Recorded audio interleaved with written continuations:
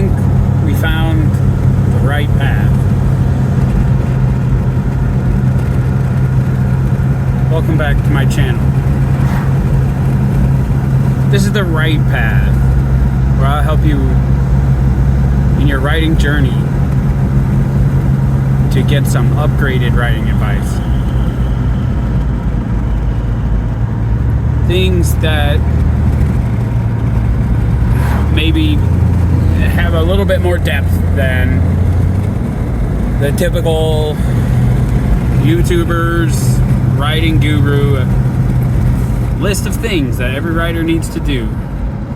So I'm just going to spend a little time talking on one topic and try to expound on it with some depth, so that if you're looking for deeper writing advice, then look no further.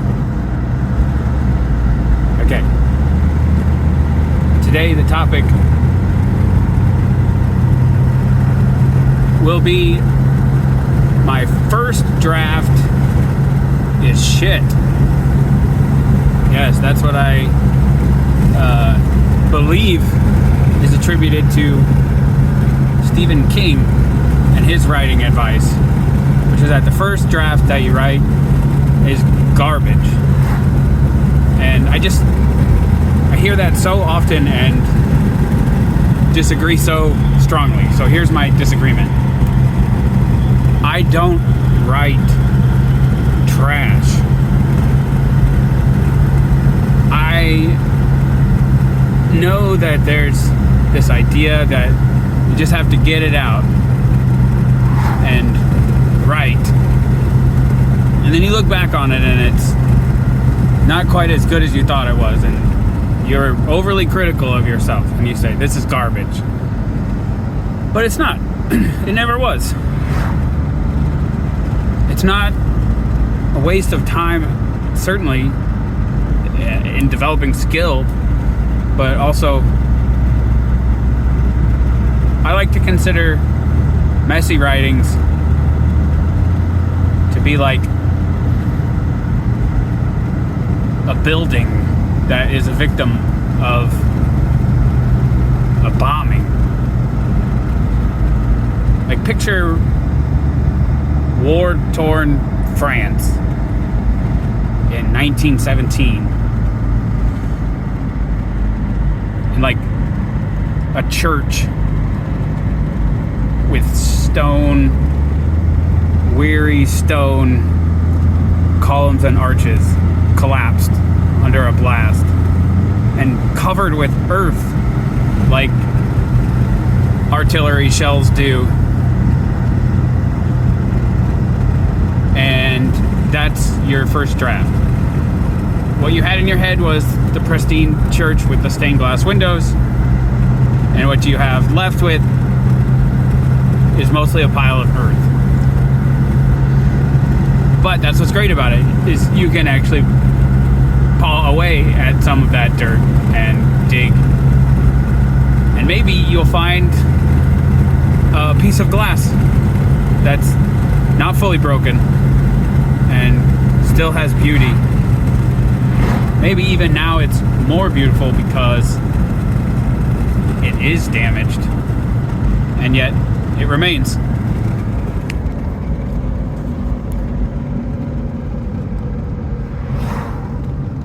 So, if we want to take ourselves seriously as authors and writers and publishers, we can't call our own work that we would like people to read shit. Ever. Never, ever, never.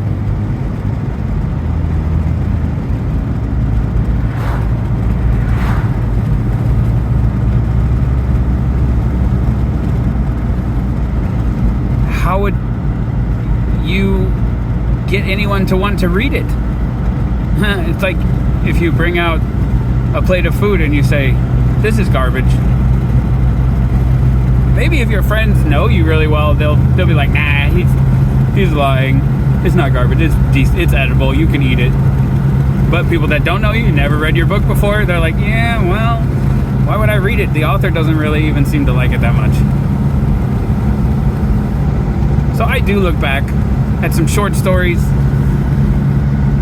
that I wrote, and I don't really mind if people read them, but they're not great.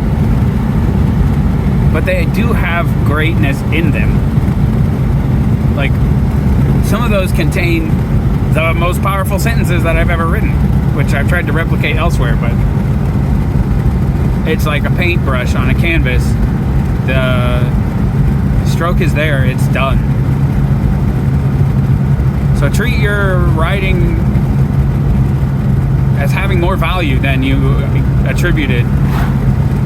And then maybe you can publish a compilation of short stories that are just pretty decent. They've got some really pretty gems hidden there in the earth. You'd be surprised. So then, here's some bonus upgraded writing advice.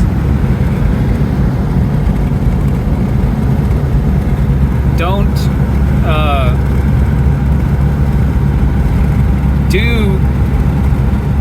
write short stories. It's great practice, and it teaches you an important part of writing, which is to end. To have an end is attainable in short stories if you've never done it before. Because by the time you've set everything up, it's ready to close. And because if you write a few short stories, beginning and close, you will have a much easier time writing a larger piece, because you know what it's like to have the front cover and the back cover. You've got the ends, your book ends. Ooh, that's fun. You have book ends, beginning and end. Next time we'll talk about the soggy middle. That's the dreaded did not finish. Your book was DNF'd because you had a soggy middle. I try to think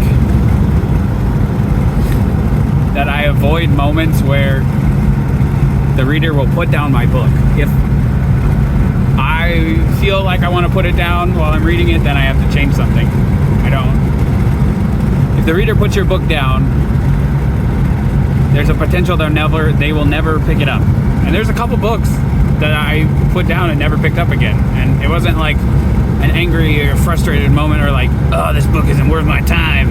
Instead, it was just like, okay, that's about as much of that book as I can take right now. So then I put it down.